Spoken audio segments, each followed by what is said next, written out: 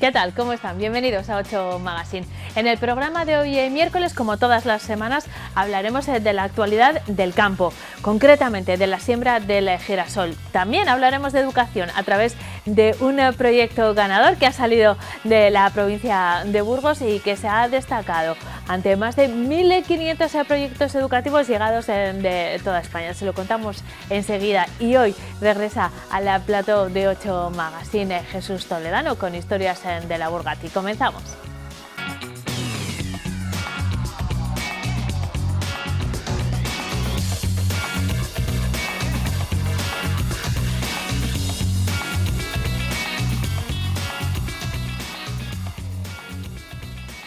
Arrancamos este 8 Magazine de hoy recibiendo a uno de los colaboradores más queridos de este programa, que cambia de día, incluso de hora, pero teníamos tantas ganas de retomar esta sección que se ha adaptado al protocolo COVID-19 también. Jesús Toledano, ¿cómo estás? Buenas noches. Muy bien, Jesús. buenas noches. ¿Cómo Bienvenido de nuevo. Gracias. Después de este parón forzoso, ¿cómo han ido las cosas en este periodo, Jesús? ¿Todo bien? Bien, en lo personal, desde luego, y preocupado por la situación global.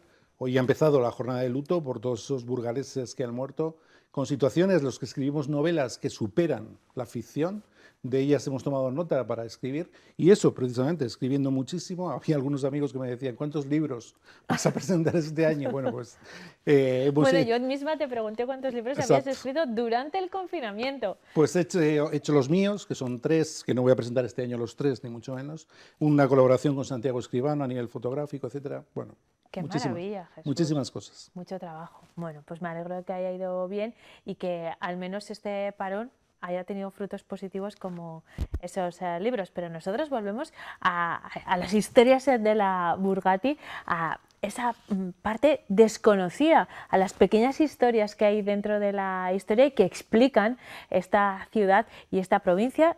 Lo vamos a relacionar, no puede ser de otra manera, con la propia pandemia. Me he acordado muchas veces de las diferentes ocasiones en las que en esta sección hemos hablado de la gripe, por ejemplo, del 18 de la situación sanitaria, ¿no? Que nos has contado tantas veces, la peste, la cólera. Terminábamos justo antes de marcharnos de cuarentena hablando de Andrés Cañas, aquella referencia que hace maravillosa sobre la peste. Pero hoy nos vamos a trasladar ya a una edad moderna, porque tenemos todo lo que ha ocurrido muy reciente, ya sabemos en qué hemos fallado, cuáles son las situaciones que a nivel social, incluso político, acaecen, y las vamos a comparar con lo que ha ocurrido recientemente. No vamos a irnos muy allá, a los 80, 2 epidemias. Tenemos que tener en cuenta, yo me lo he pasado, entre comillas, muy bien en esta cuarentena, porque se ha hablado mucho del lenguaje, pandemia, desescalada, nueva normalidad, lo analizaremos todo, pero pandemia tiene un prefijo heleno, pan, todo, demia, demos, población, y epidemia es superficial, es localizada, una enfermedad localizada. Y en este sentido, en España y en Burgos, lo estamos viendo ya, hemos tenido recientemente 2 epidemias. Una, la del SIDA, todavía vigente, desde luego que mucho más paliada y mucho más minimizada, y en ese sentido tenemos que observarlo con optimismo de lo que eran aquellas fases. Estamos viendo titulares de Diario de Burgos en los cuales se hablaba de una enfermedad divina, de una enfermedad de castigo prácticamente al mundo sexual, al mundo de la promiscuidad, y estamos con algunas noticias que nos seducen a pensar también en esta época, cómo había bulos, lo que llamamos los fakes, y nos explican que el suero de los hospitales no tiene virus del SIDA. Ese miedo que hemos podido encontrar también en este periodo a ir a los hospitales. Por supuesto, famosos, como estamos viendo esa noticia de Erwin Magic Johnson, 1991, que declara que tiene SIDA. Rod Hudson nos dejó por el camino. Pero cuando todos supimos que Erwin Magic Johnson tenía SIDA, pensábamos que se nos iba a ir rápidamente, la enfermedad era de una tragedia social absoluta y, sin embargo, y afortunadamente, ahí está hoy en día para poder contarlo, y sobre todo porque la ciencia médica ha evolucionado. Es un virus del que no tenemos todavía vacuna, pero sin embargo también tardamos 2 años en encontrarle, en conocerle, en verle a nivel microscópico, y yo quiero alentar al optimismo. En este caso ya le conocemos al COVID-19 y hemos tenido, por supuesto, muchísimos... hay quizá un exceso de información y poco conocimiento, pero tenemos un reflejo ya de lo que ocurrió con el SIDA. Y en ese Lo que sentido, igual hay es mucha desinformación, información falsa, ¿no? Poco infodemia, rigurosa. infodemia. Claro, pero es que si hablamos de aquellos 80 con estas portadas de Diario de Burgos, de Diario 16... Pero no había Twitter entonces, afortunadamente. Exacto, podía haber muchísima información social que tergiversaba las cosas en la calle, pero no había esa proyección mediática. Otros de los titulares que hemos visto son el aceite de colza, el síndrome, por supuesto, que asoló España, en este caso, por una situación de un aceite industrial comercializado. Yo me acuerdo perfectamente de las furgonetas que recorrían los barrios y que también las primeras noticias, que ni siquiera eran oficiales, decían que era transmitido por los animales domésticos. Hemos encontrado, las hemos visualizado ahora mismo, imágenes de noticias, cómo se estaban sacrificando lamentablemente muchísimos animales domésticos en aquellos primeros estadios de la enfermedad, de las noticias. Afortunadamente, enseguida la ciencia logró identificar cuáles eran las causas y parte de la legislación que tenemos hoy en día de sanidad pública, tanto en locales de hostelería como a nivel privado, viene de aquella epidemia que no llegó a ser tal porque estaba muy localizada, del aceite de colza, pero que, como vemos, ahí tenemos un titular, el SIDA en Burgos, como, por ejemplo, al principio no se sabía si venía por el contacto sexual o también por el contacto incluso personal, y eso llevaba a situaciones increíbles. El doctor Lorenzo lo denuncia en un artículo, cómo se marginaba a los afectados, se les proyectaba casi como apestados, con campanilla a los que no había que tocar. Podemos aprender de aquellas situaciones. Y fíjate, lo que hemos vivido es desde luego una catástrofe, un drama global. Y podemos también remontarnos a cómo reaccionó la ciudad en dos dramas. 1755, el terremoto de Lisboa. 6 minutos de movimiento telúrico que afecta desde Lisboa, evidentemente, hasta las costas de Noruega, que derriba algunas de las iglesias de nuestro mundo rural, pero que a la ciudad no le afecta solo en una cosa, que se sintió perfectamente aquel temblor, les pilló en misa, era el día de Todos los Santos, y por supuesto llevó al pánico generalizado, llevó a un momento de miedo, de terror colectivo, que luego, muy propio de la época, pues una vez pasado, hay un informe de Fernando VI que pide noticias de cuáles han sido los daños, la ciudad a través de sus gobernadores refleja todo lo que ha ocurrido y al final se van a las iglesias a hacer un Te Deum, a dar gracias a Dios, muy propio de la época, de que no ha ocurrido nada. Hay un hecho muy curioso también, que es de 1816, en una isla de Indonesia, casi nada. Ya podíamos casi hablar de globalización. El volcán Tambora explota, produce una nube de ceniza de tal magnitud que durante 3 años bajan las temperaturas de todo el mundo. Y hay un título magistral a nivel literario que es El año que no hubo verano, 1816.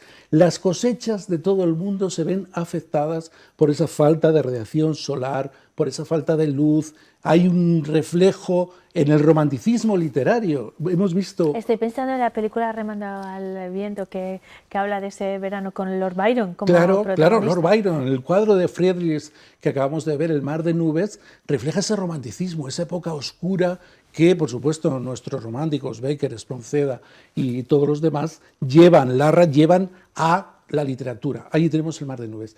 Las noticias que tenemos de Burgos son escasas, si afectó realmente a las cosechas o no. Sí que hay a nivel nacional algún informe al respecto. Podemos entender que también a Burgos le tocaron temperaturas en mayo inusuales, aunque en Burgos cualquiera puede decir al otro lado ahora mismo. Me has leído el pensamiento. No es el mejor Igual no sitio, se notó mucho. No es el mejor sitio para tomar un reflejo real, pero cierto es que a nivel, por ejemplo, hay algunas noticias de Cádiz que estaban en mayo y en junio con noticias inusuales, por supuesto, para la época. Bueno, son 2 épocas de catástrofe colectiva global. Hemos visto cómo reaccionó la sociedad burgalesa para tener al final un reflejo de lo que nos está ocurriendo ahora. Hay otro punto en el que quieres detenerte hoy y que según esa definición de pandemia encaja perfectamente y es el de la heroína en los años 80, ¿no? Más concretamente, Claro, Jesús. fíjate, lo había dejado ahí a un lado. En cuanto a epidemia, lo que decíamos, no solo podemos pensar, por lo que nos está ocurriendo ahora, que tiene que ver con los virus. Epidemia a nivel lingüístico se refleja como una enfermedad colectiva y localizada. Cuando decimos que no tiene que ser solo a nivel vírico, podemos escuchar y lo podemos leer. Hay una epidemia de heroína y una epidemia de droga en los años 80 en España. Tú tienes ahí un texto. Sí, estamos viendo las imágenes que corresponden al siguiente tramo, ahora las vamos a recuperar, pero vamos a escuchar esa referencia. Tienes ahí un texto que nos habla de la epidemia de heroína en España y hace hincapié en las cifras de Burgos. En las cuencas mineras asturianas, en pleno proceso de reconversión, un 30% de adolescentes consumía algún tipo de droga. En lugares tan poco sofisticados como Burgos, se llegaba al 3,9% de drogadictos habituales. Claro.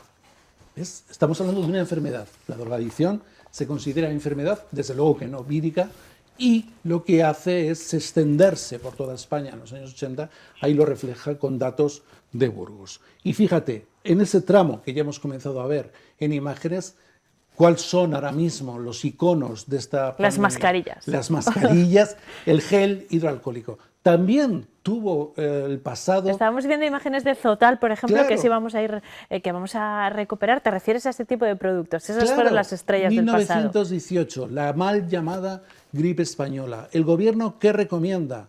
Aplicarle a todo Zotal. Tenemos que trasladarnos... Claro, yo he estudiado todo esto también a un nivel filosófico, y de ello hablaremos en su día a cuenta de un filósofo burgalés del siglo XVI, y tenemos que relativizar lo que ha sido nuestra tragedia. Hemos tenido los frigoríficos llenos, hemos estado abastecidos absolutamente de todo y un sistema sanitario velando por nosotros. Pero aquellas gentes del mundo rural tenían que paliar toda aquella epidemia que les llegaba, toda aquella pandemia de gripe española, con Zotal, en sus instalaciones ganaderas, en sus hogares, desde luego muy distantes de lo que son hoy en día. El Zotal era una marca inglesa que se hacía en España, pero fíjate, estamos viendo algunas de las publicidades que en nuestros periódicos, en el Papamoscas, en el Diario de Burgos, en el Castellano, reflejaban lo que eran esas tendencias. La lejía nace en el siglo XVII, a finales del siglo XVII, el agua de Jael, nace en París por un experimento casual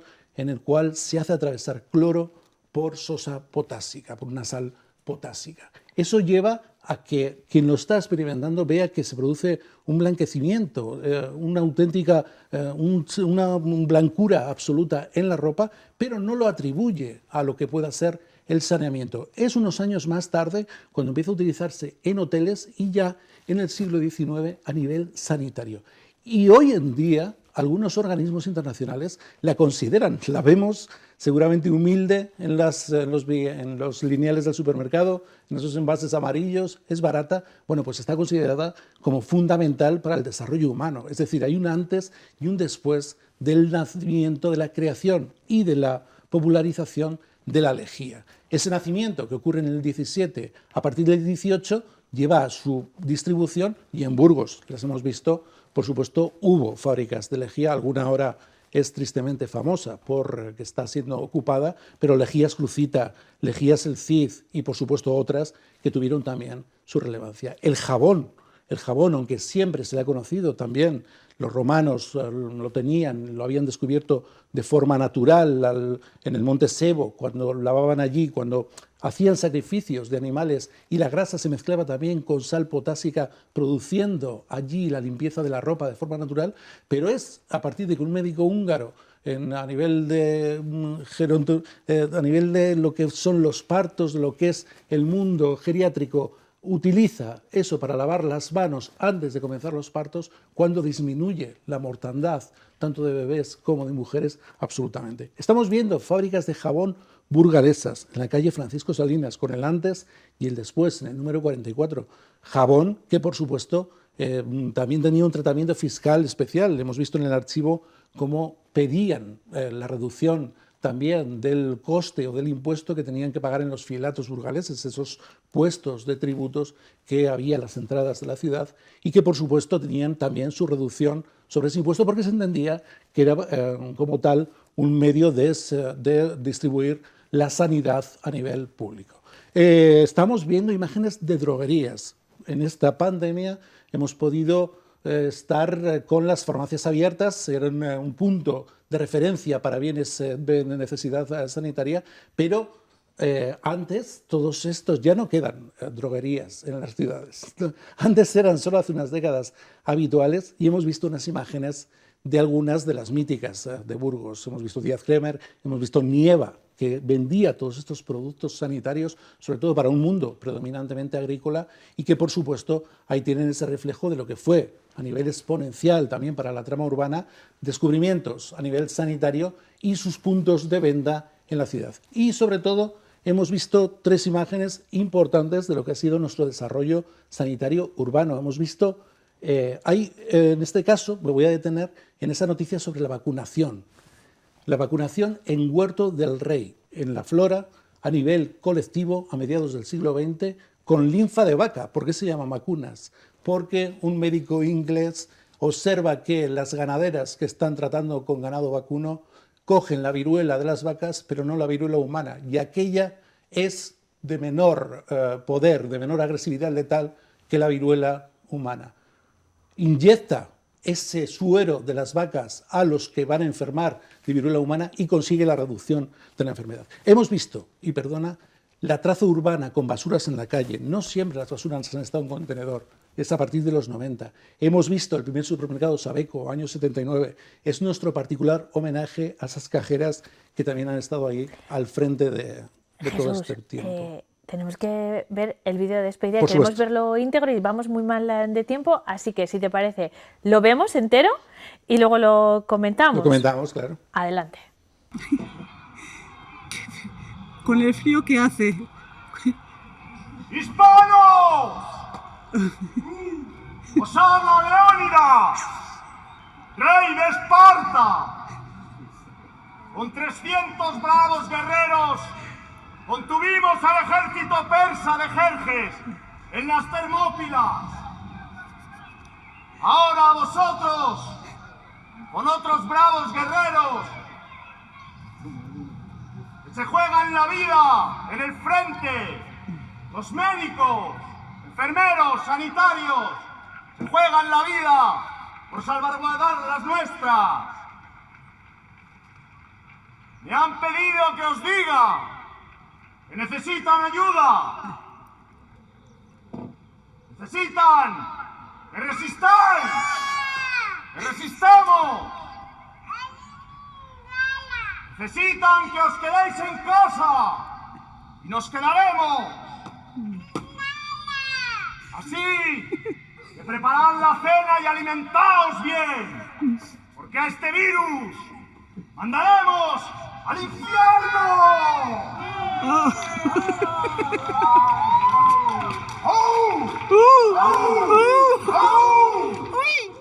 ¿Quién era este personaje en este caso a quien hemos visto? Es, al fin y al cabo, una representación de lo que ha ocurrido en tantos balcones, pero Felipe Riaño, además es un amigo mío, base del Tizona en los tiempos en que jugábamos los dos, me ha dado algunas de las mejores asistencias de mi vida. He tenido también otros muy buenos bases que sé que están diciendo ahora vaya. Y todos los días conseguía, como hacían otros, cambiar con su disfraz, con su exposición. Es que está muy logrado. Hace un homenaje desde la postura épica del rey Leónidas a los sanitarios y todos los días, en torno a la barriada militar y a la calle Vitoria, congregaba a sus vecinos en las peores semanas, las más duras de pandemia, de alguna forma insuflaba ánimo y ese reconocimiento para él y para todos los que lo hicieron. Bueno, pues nos quedamos con ese recuerdo. Jesús, como estamos todavía en proceso de desescalada y tenemos algunas restricciones, pero queremos seguir viéndote y escuchando historias de la Burgati, nos vamos a ver el próximo miércoles, ¿de acuerdo? Cuando podamos, además, tendremos aquí protagonistas importantes, médicos, gente estupendo, que nos va a leccionar. Llegará ese momento. Impresionantes. De momento nos vemos el próximo miércoles aquí en 8 Magazine. Muchísimas gracias. Hasta entonces. Nosotros vamos a repasar ahora la actualidad del campo. Estamos en plena siembra de girasol, que se ha retrasado un poco a causa de la lluvia. Se lo detallamos en el siguiente reportaje semanal de Asaja.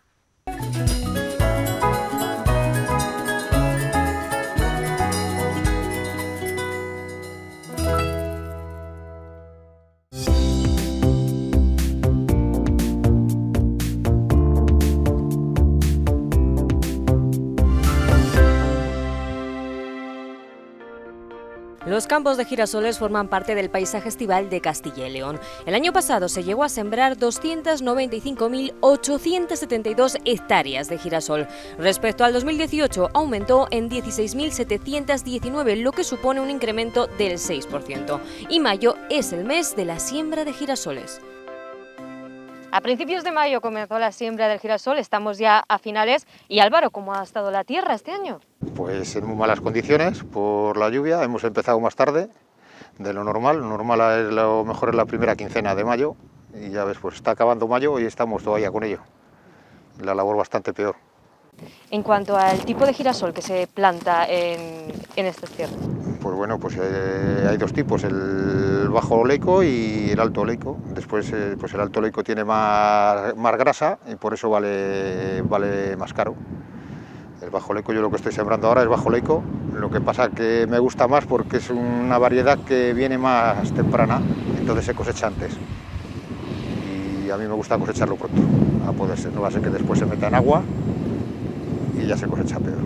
Hablamos de las condiciones de la tierra, ¿cuál es la ideal de...? Pues la ideal es pillarla con un poco de humedad, porque lo ideal es que nazca ella sola, la pipa, que no llueva, porque si llueve después te hace cortezo, se alastra y hay que venir con un rodillo a romper el cortezo.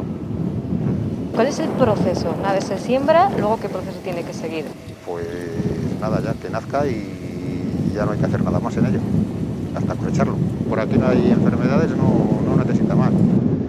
Antes alguna vez se pasaba igual un cultivador para darlas un poco tierra para tal, pero ahora ya no se pasa.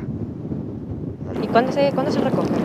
Pues lo normal, sembrando la primera semana de mayo y tal, muchos años, pues a últimos de septiembre, primeros de octubre, las tempranas se cosechan. Este año nos comentabas que hemos ido un pues claro, poquito más tarde. Si vamos 15 días más tarde, pues seguramente 15 días más tarde cosechemos. Seguramente. Lo peor es la nacencia. Si nace bien, ya te aseguras pues una producción de 1.200 kilos, como nazca bien en las fincas normales, a 1.200 kilos ya te va. Si viene un poco más, pues ya te puedes ir a 1.600, 1.700, 1.800, de ahí cuesta, pero bueno, en secano, los regadíos son otras producciones, se riegan, claro.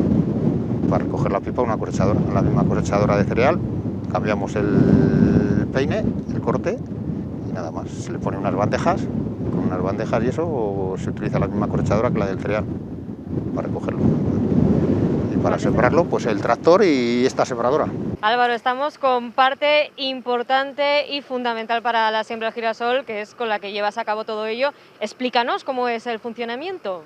Pues estas son unas sembradoras de precisión que cogen grano a grano, tienen allí una turbina por donde dan el aire, que aspira, viene aquí y aquí, como veis, pues coge la pipa. Cada agujero de estos coge una pipa con aspiración, después lleva una chapita ahí que cuando pasa por ella la va soltando y va tirando grano a grano. Estos son los botes donde metemos la semilla y no tiene nada más. Pues son 7 surcos los que lleva, vamos a 70 centímetros de separación entre ellos y no tiene más. Los marcadores, porque como no llevo autoguiado, pues los marcadores no tiene más. ¿Cuántas horas puedes estar en el día? En el día, pues estos días habremos estado sobre 14 horas sembrando, preparando, sembrando y así, pero bien. Son 4 días y hay que aprovechar, que no se pase la labor, porque hay unos días muy concretos para esto, no he quitado que este año porque como no se podía por húmedo, pero hay que aprovechar la humedad. Es un mes de mayo, desde luego muy intenso para... Sí, el mes de mayo pues sí, se junta. Bueno, pero es así, el trabajo nuestro es así, todo a pechada. Ahora muchas horas, ahora mirando, ahora muchas horas, ahora mirando, es lo que hay. Luego nos tocará esperar en ese verano hasta que llegue septiembre, ¿verdad? Luego nos llega, claro, así es, que llegue septiembre a preparar, a eso, pues, pero vamos, es así. En septiembre también las horas de trabajo también serán intensas. No, el de girasol es más llevadero, es peor el de cereal. El de girasol pues, no cosechamos tanto y pues es más llevadero. ¿Este tipo de cultivo es rentable? Sí, hombre, antes decían que no y oye, ahora es rentable, es bueno para rotación y vamos, que sí que deja dinero. Vamos, deja dinero, claro, si nace bien. Lo importante del girasol es que nazca. Una vez que nace por esta zona ya deja dinero. ¿Cómo crees que será la de este año en cuanto a las condiciones que estás viendo pues de la estamos tierra? tarde, hay fincas que se hayan sembrado en malas condiciones, porque por un lado seco, por otro lado húmedo, pues no lo sé cómo será, no es muy pronto para verlo. ¿Cuándo más o menos se puede saber, Álvaro, si va a ser rentable una vez pasen estos? Si nace bien, lo normal es ya que aquí no da una producción mala. Si te nace el girasol con muy poco agua, yo no sé de dónde lo saca, con muy poco agua que venga en verano, aquí el girasol se hace. En cuanto a las salidas que tiene el La girasol. mayoría va para aceite de girasol, casi todo. No sé si, vamos, aquí todo va para aceite, no sé si irá algo a pienso, pero la mayoría para aceite. Frente al aceite de girasol, el aceite de palma. El año pasado, según los datos proporcionados por el Sistema de Vigilancia Aduanera de la Unión Europea, España es el segundo país de la Unión Europea en la importación de aceite de palma. Y es que después de Holanda, la importación de este tipo de aceite en nuestro país es del 31,8%, más de 4 millones de toneladas de aceite de palma. Desde Asaja Castilla y León consideran que es un dato que el consumidor debería saber. El uso de aceite de girasol o de oliva en los productos agroalimentarios mejoran sus propiedades nutritivas y, por lo tanto, son más recomendables para la salud. Castilla y León es una de las principales productoras de aceite de girasol, pero desde Asaja denuncian que la industria extractora impone precios que apenas cubren los costes de producción. España ha importado más de 280.000 toneladas de harina de girasol y 235.000 de aceite de girasol. Nosotros se lo vendemos aquí a las cooperativas o esto, y esto lo llevan a las productoras de girasol, a las fábricas de girasol, la AgroPro y no sé cuál más hay por ahí, pues estas son las que lo compran y te miden el tanto por ciento de humedad, las impurezas y el tanto por ciento que tiene de grasa, y así te pagan, pues según la grasa, así te pagan. Aquí pasas por lo que te dicen tienes que tragar con lo que te dicen, la cantidad de grasa que te da, las impurezas que llevas, pues lo que te digan ellos. Tú no tienes para medirlo, tú vas allí, te cogen una muestra, te lo llevan y después te dicen cada esto y esto es lo que ha dado. Ha dado tanto de grasa, tanto de impureza, tanto de humedad, y tienes que pasar por ahí. Lo que te dice, tú lo llevas aquí a la cooperativa te coge una muestra y cuando van allá a la refinería, allí es lo que te digan ellos. Bueno, Álvaro, estamos ya acabando este proceso de siembra, ya solamente se cabe esperar, ¿no? Ya poco te queda ya. Esperar a recoger, a ir preparando la cosechadora para cosechar el cereal, que este año seguramente es adelante.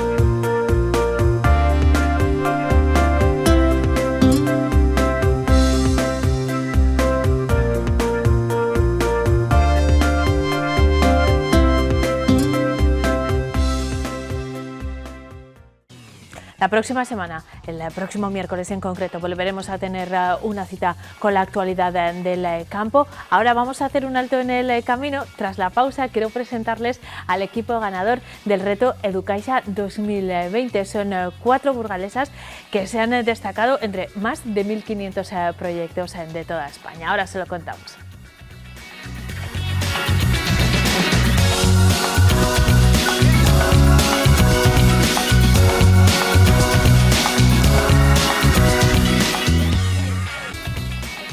En 8 Magazine. En este segundo tramo del programa vamos a empezar conociendo a un equipo ganador, el responsable de este reto.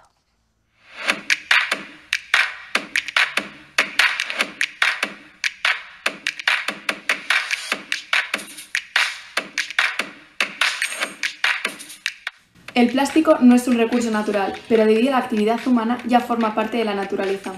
Novum Naturae presenta a Tartel, el robot recoge plásticos que convierte tus debilidades en fortalezas. Tartel trae consigo la obtención de recursos gratuitos y una mejora hacia la percepción social y política hacia la empresa, siendo así un aliado en sus proyectos de responsabilidad social corporativa.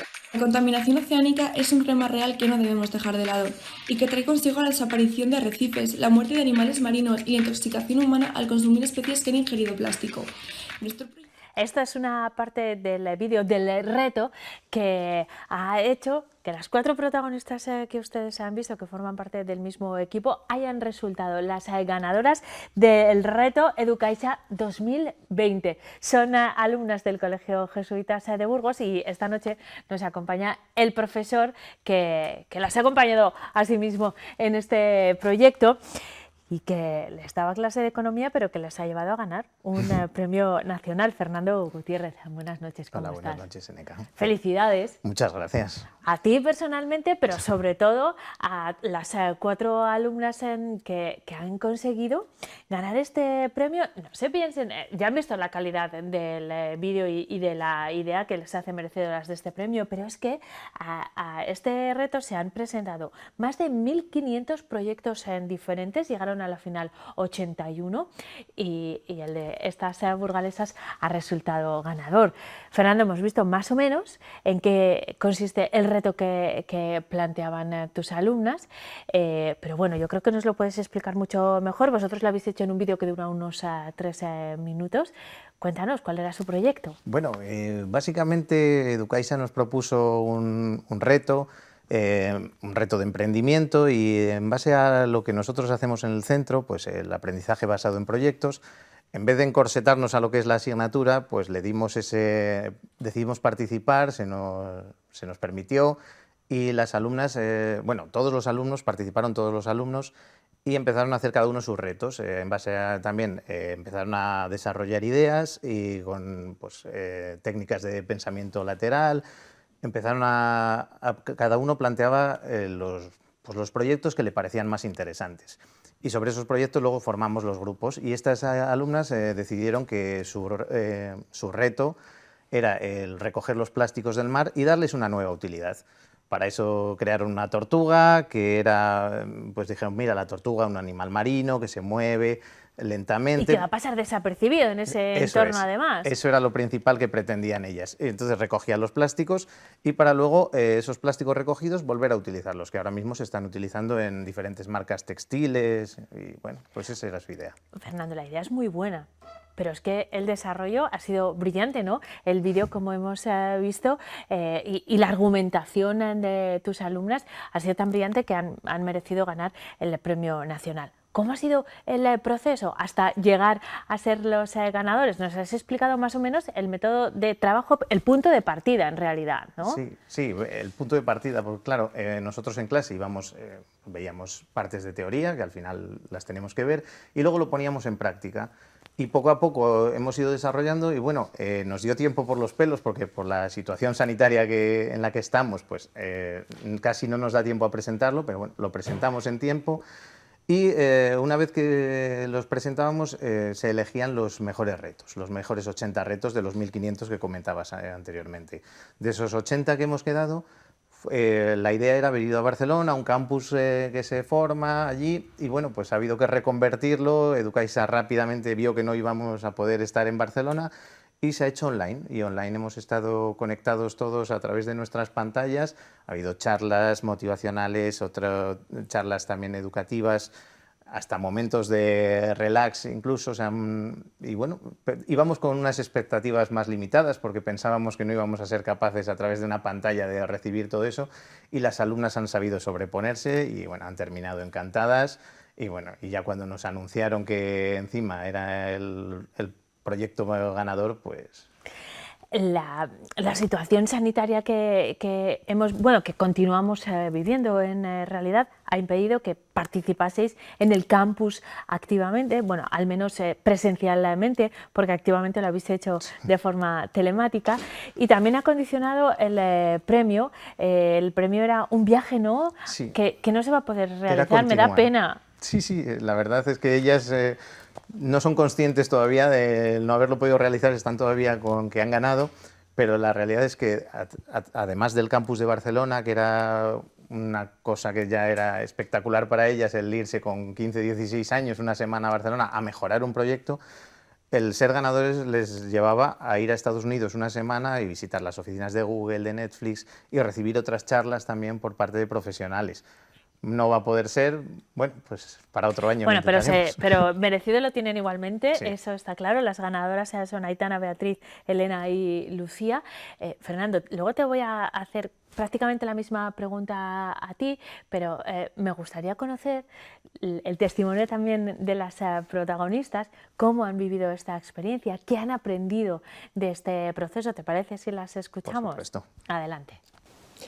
Una vez más, la tecnología nos ha dado la oportunidad de conocer a gente nueva, a compañeros, a coaches y a expertos de los que hemos aprendido mucho sobre la temática que nos ha reunido a todos en este campus.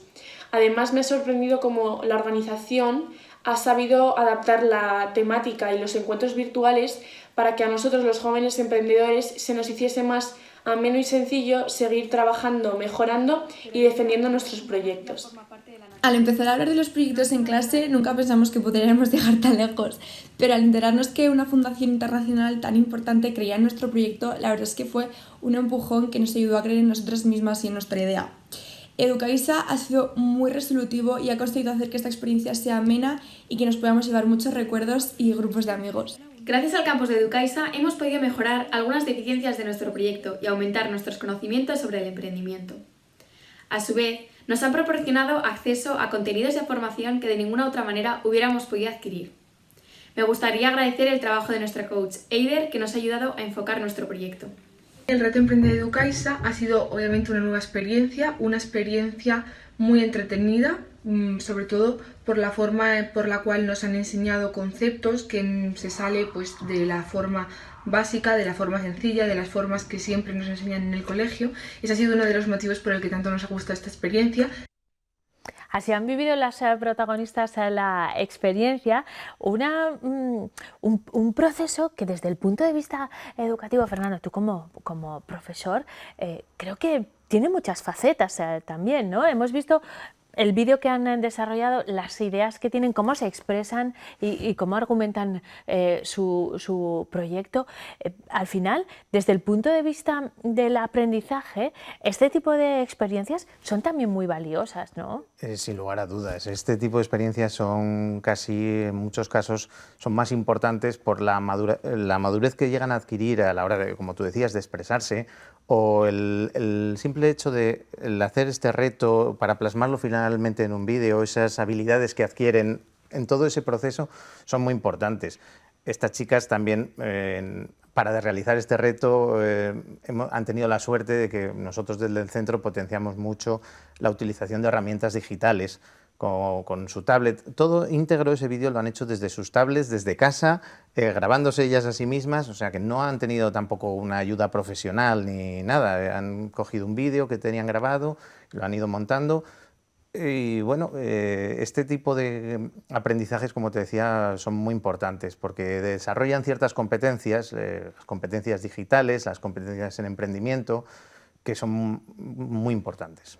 Muy importantes de cara a cualquier faceta. Justo antes de saludar a nuestros espectadores, charlábamos Fernando y yo sobre cómo después, a lo largo de la vida personal y profesional, este tipo de experiencias pueden adaptarse al ámbito al que te dediques, independientemente de cuál sea el futuro profesional de estas chicas, que cada una tendrá una opción diferente, podrán adaptar la forma de expresarse cuando hablábamos, por ejemplo, de la importancia de la dialéctica, ¿no? y de saber expresarse en público. Y todos esos recursos se llevarán al ámbito que sea. Estamos hablando de una asignatura de economía, pero esto podrían haberlo hecho en cualquier área. Sí, claro. Estas alumnas están muy preparadas en oratoria, como comentabas, y son cosas que al final se llevan en la mochila y esos aprendizajes que parecen un poco invisibles son los que luego dan el valor a la persona. Y le damos bastante importancia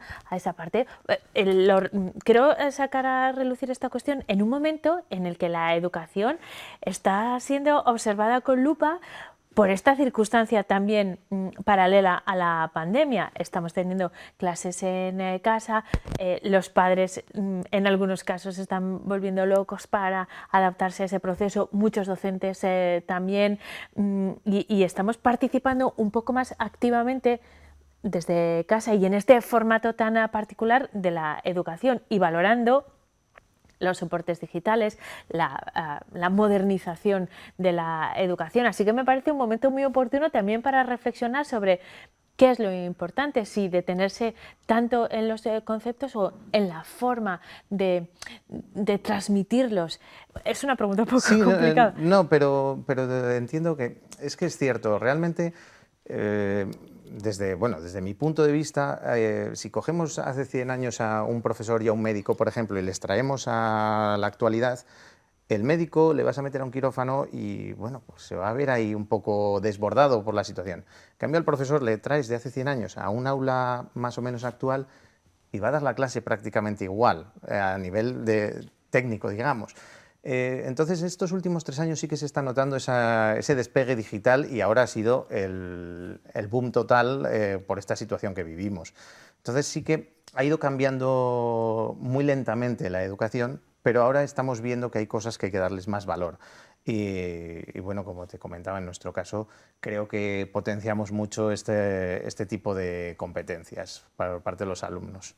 Bueno, está claro, y no lo decimos nosotros, que el hecho de que hayáis ganado este reto, pues ya lo avala, ¿no, Fernando? Yo creo que está bastante claro, así que felicidades. Por favor, transmítele nuestra felicitación a las 4 alumnas que han conseguido ser las ganadoras de este reto. Y enhorabuena también por este trabajo y hasta pronto, manteniéndonos informados porque seguro que seguís ganando premios en el futuro, ojalá sea ¿no? Así, ojalá sea así. Estupendo, pues felicidades de verdad y muchísimas gracias por habernos acompañado hoy en 8 Magazine. Continuamos.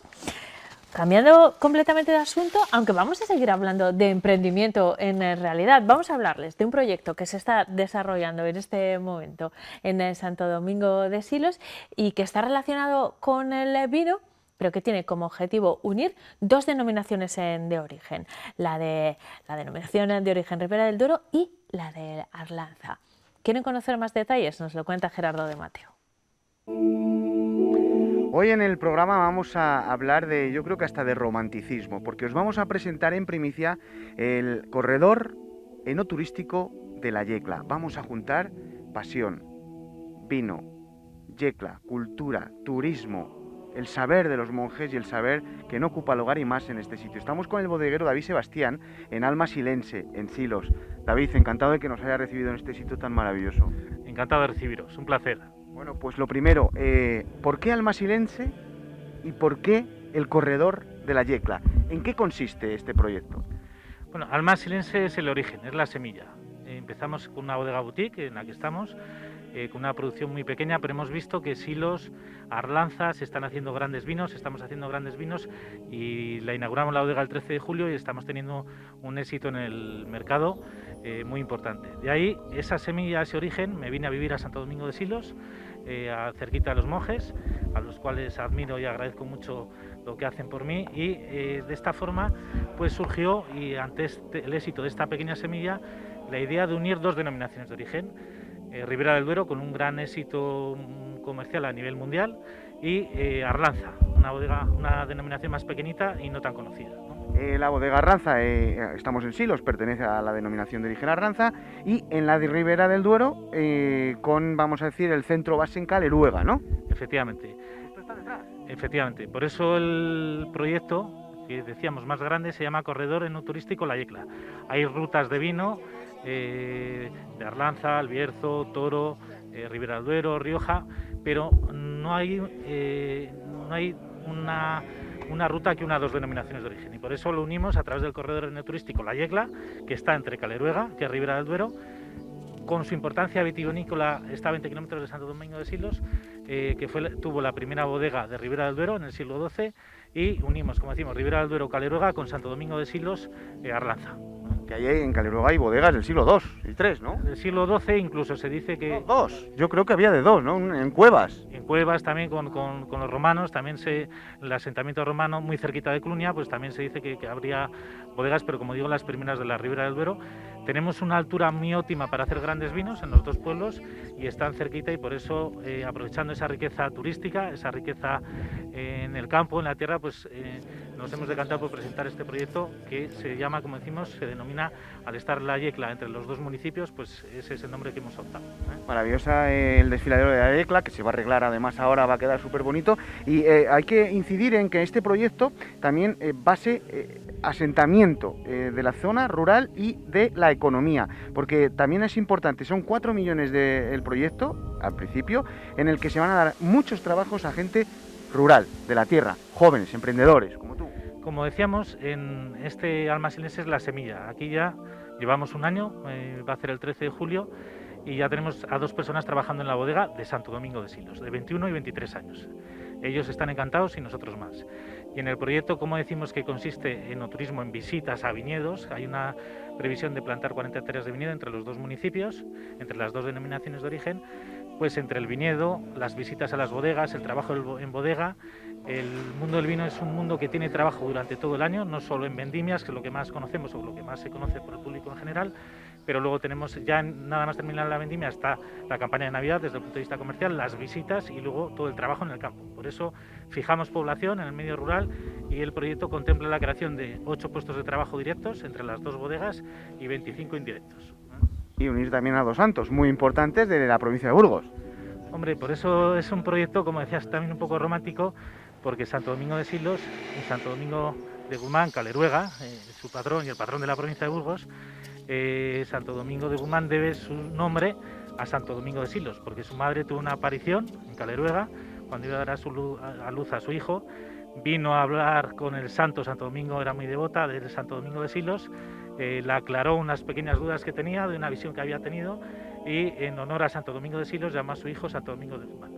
Por eso volvemos a unir, como unieron los santos en su día, volvemos a unir 2 pueblos muy cercanos, con mucha riqueza, y lo que decías, esa inversión, que ya contamos con el apoyo de la Junta de Castilla y León, que ahora presentaremos más formalmente, con varias entidades bancarias, Diputación Provincial de Burgos, además de la creación de los puestos de trabajo, que es la mayor obra social que se puede hacer hoy en día, es la inversión de ese dinero que vamos a hacer.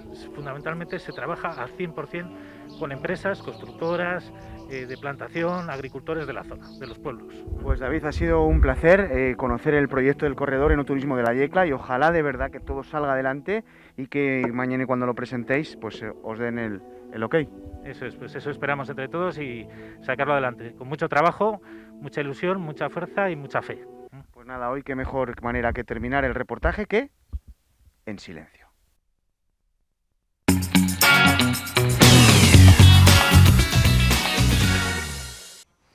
En Ocho Magazine continuamos conociendo detalles, más datos del barómetro que ha realizado la empresa Sigma 2 para esta casa, para Radio Televisión Castilla y León, sobre diferentes cuestiones. Hoy vamos a hablar de política cuando se cumple un año del pacto entre el Partido Popular y Ciudadanos para gobernar la región. Un año en el que han ocurrido muchas cosas y que valoramos a través del testimonio de los participantes en la encuesta en el siguiente vídeo. Ha pasado casi un año de esta imagen echaba a andar el gobierno de coalición integrado por PP y Ciudadanos. Hoy el 43% de los castellanos y leoneses valora positivamente su gestión. En cambio, 1 de cada 4 opina que es mala o muy mala. La mejor valoración llega de los votantes del Partido Popular. Para 6 de cada 10 la gestión ha sido buena o muy buena. También para más de la mitad de quienes votaron a Ciudadanos, el otro socio del Ejecutivo, que defendió la idea del cambio y la alternativa a 32 años de gobierno del PP. Entre los partidos de la oposición, el 38% de los votantes del PSOE y el 22% de los de Podemos ven con buenos ojos la labor del Ejecutivo regional. ¿Agotará la legislatura este gobierno de coalición? El 62% de los ciudadanos de la comunidad confía en su estabilidad, mientras el 16% cree que tendrá que convocar elecciones anticipadas. Aún así, la mayoría de los votantes de todos los partidos consideran que la coalición es para los 4 años, sobre todo entre el electorado de Ciudadanos y el de Podemos. Son datos que se extraen de las 1.200 entrevistas telefónicas realizadas entre el 14 y el 19 de mayo por Sigma 2 para Castilla y León Televisión. Esto es lo que piensan los castellano-leoneses sobre este primer año del Pacto Partido Popular Ciudadanos. Ahora vamos a conocer las reacciones políticas. Las traemos aquí a nuestra provincia y estas son las valoraciones de nuestros políticos. El 43% de los encuestados valora positivamente la gestión que han llevado a cabo durante este primer año de gobierno el Ejecutivo de coalición. Ese es el aspecto que más ha llamado la atención de Partido Popular y Ciudadanos. Los datos que hemos conocido de la encuesta de hoy son una demostración de que el gobierno de la Junta de Castilla y León ha sido un gobierno útil para los ciudadanos este último año. Los castellanos y leoneses están diciendo que confían en un gobierno de coalición de Ciudadanos y el Partido Popular. Desde la oposición resaltan que la encuesta es anterior a la crisis de gobierno abierta tras la dimisión de Germán Barrios y alertan ante la radicalidad que podría suponer un acuerdo entre Partido Popular y Vox. El gobierno está ahora mismo abierto en canal y el PP completamente desconcertado. Nos preocupa que el PP vaya aún más hacia la radicalización. Y necesitaría a una fuerza de extrema derecha como es Vox. Vox destaca el importante avance que le concede esta encuesta, lo que le convertiría en la tercera fuerza política. Ciudadanos deja de ser un partido fiable y confiable. Respecto a la intención de voto y valoración de líderes, cada partido arrima el ascua a su sardina. Los resultados de esta encuesta aseguran que el PSOE es un claro referente de estabilidad para Castilla y León. Alfonso Fernández Mañueco, que surge como el líder político más valorado. Seguramente vayan a mejorar, siempre las hemos superado y no nos preocupa mucho las encuestas. Podemos aumenta sus apoyos hasta en 2 puntos. Yo creo que nos perciben cada día más como un partido fiable. Es lo habitual en este tipo de sondeos. Cada formación destaca el aspecto que más le favorece. Mañana continuaremos desgranando este barómetro que ha realizado Sigma 2 para Radio Televisión Castilla y León. Mañana también abriremos tiempo de tertulia, lo haremos en un formato especial, ya lo verán entonces. Y también repasaremos al detalle y de la mano de Daniel Angulo la previsión meteorológica de cara al fin de semana, que parece va a ser bastante buena. Mañana se lo contamos. Gracias por su compañía.